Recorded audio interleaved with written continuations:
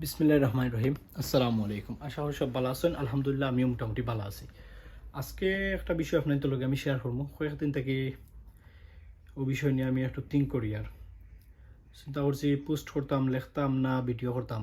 লেখা আবার অনেক লম্বই জীব, অনেকে আবার ভিডিও দেখলে সবে দেখিলি বা বুঝিলি বা আর লেখা অনেকে ফরেন না লম্বা লেখা। তো ও চিন্তাধারা করি আর কি ভিডিও বানানি। হয়তো হয়েছে গিয়া আমরা সিলেট নিয়া বর্তমানে সিলেটের কোনো মানুষও ভালো নাই।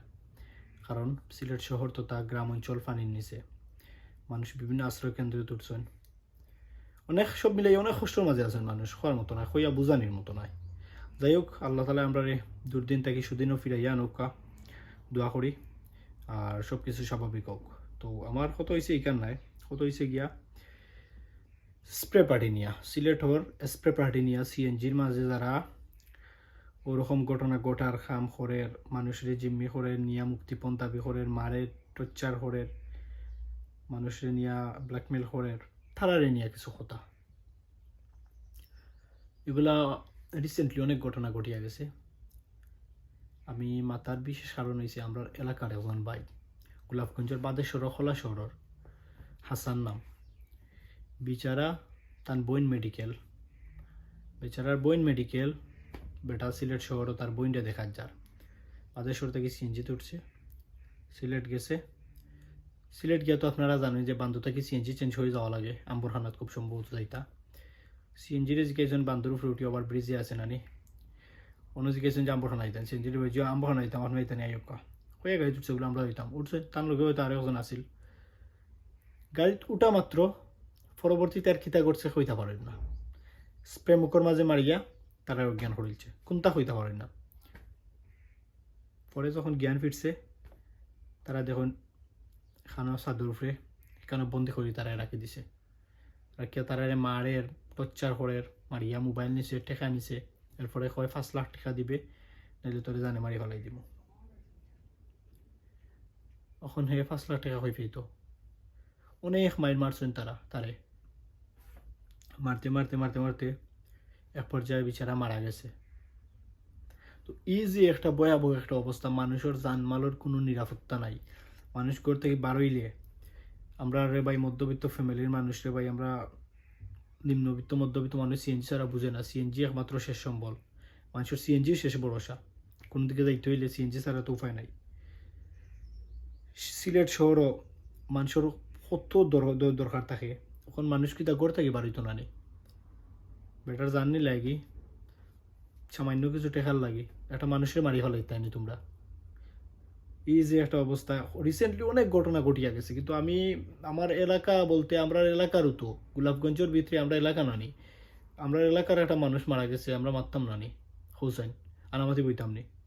তো এই যে একটা অবস্থা, মানুষের জানমালের কোনো একটা নিরাপত্তা নাই, সিএনজি তুলবো ছন্দবেশে যাত্রী বিশেষ করে একলা মানুষের তারা টার্গেট করে, অন্যান্য যাত্রী তুলিয়া তৈব যে বুঝাইব এগুলো তার প্যাসেঞ্জার বলে ভাই একলা নি যাইতানি আয়ুকা সারি দিম হইয়া তুলল, আর এগুন তোরে তার সাজাইয়া বানাইয়া তো আইতা প্যাসেঞ্জার তার মানুষ, তুমি সিএনজিত বইবে বো তো তোমাকে স্প্রে মারি দিব, তুমি আর কোনটা হইতে পারতা না, শেষ ঘুমাই যাবাই। পরে যখন তোমার জ্ঞান ফিরবো দেখবাই তুমি বন্দি, সাইড দেওয়ালের মাঝখানে তোমার বন্দি হয়ে রাখি দিছে, রাখিয়া তোমার কাছ থেকে যেটা আছে সব কিছু লুট করে নিব, তোমারে মারবো আরও হইব ফ্যামিলি থেকে টেকা আনো। তো ইটা বিষয় আমরা পুলিশ প্রশাসন কি তার লাগে অত নীরব আমি এখন তো বুঝতে পারি না, যে এইরকম ঘটনা ঘটের এইরকম ইয়াহরের এগুলারে কি তার লাগে গ্রেপ্তার করা হয় না বা কেনে গ্রেপ্তার করা যায় না, আর এগুলারে গ্রেপ্তার করলে কি তার লাগে সর্বোচ্চ শাস্তি দেওয়া হয় না। যতদিন পর্যন্ত এগুলার শাস্তি সর্বোচ্চ মৃত্যুদণ্ড বা ক্রস ফায়ার করানো হয়েছে এগুলা কিন্তু অনেক বেশি বৃদ্ধি পাইব। কিতা হয়েছে বুঝছো নি, কারণ এগুলারে নিয়ম হয়েছে দরিয়া ক্রস ফায়ার করে মারিলতো, ফাঁসি দিয়ে মারিলতো, আবার পত্রিকা নিউজ টিউজ সব কিছু হইতো যে তারা ও অপরাধে তারা ও সাজা দেওয়া হয়েছে, পরবর্তীতে এগুলা খাম তো করা দূরের কথা কেউ কল্পনাও করতো না। কিতা হয়েছে বুঝছো নি, যে ও কাম করার আগে কল্পনাও করতো না যে আমি কাম করতাম, কারণ সাজা দেখিয়া ওরকম সাজা দিতে কারণ আইজ ওবাই নিয়ে তারে তুমি হারাই রাই যালো খাইলো বা জামিন লই হ্যাঁ বাড়ি আইয়র এর থেকে বড় বড় ঘটনা পরবর্তীতে করবো। কিতা হয়েছে বুঝছো নি, একটা মানুষের জান নিছুন গিয়া ভাই কিতা সামান্য কিছু টেকার লাগে, কোনো একটা নিরাপদ নাই মানুষ সিএনজির মাঝে, ছন্দবেশে বুঝার কোনো উপায় নাই, তারা যাত্রী বেশে বই থাকেন গাড়িতে উঠবায় তোমার আশপাশে বনো তুমি মতোবাই যাত্রী কিন্তু এখন তার তার তার মানুষ মুখের মাঝে স্প্রে মারিলে 1 সেকেন্ডের ভিতরে তুমি আর শেষ, তোমার কোনো কিছু স্বাভাবিক থাকতো না, তুমি অজ্ঞান হয়ে যাবে। তো তারে যদি মতর ফকেট থাকি মোবাইল টাকা পয়সা নিয়া কোনো জায়গাত ফালাইয়াও যাই থাকি তো বোঝাও তারে নিয়া মারিয়া কি পরিমাণ একটা মানুষরে মারলে মানুষের জান যায়, হে মরি গেছে ডাইরেক্ট মার্ডার। তোমরা মারিয়া মানে ফকেটও যেটা আছে টাকা পয়সা মোবাইল লইয়া গেলাই কিনা কেনে তারে নিয়া রুমের মধ্যে বন্দি করে 5 লাখ টাকা দাবি করায় জানে মারিলছো।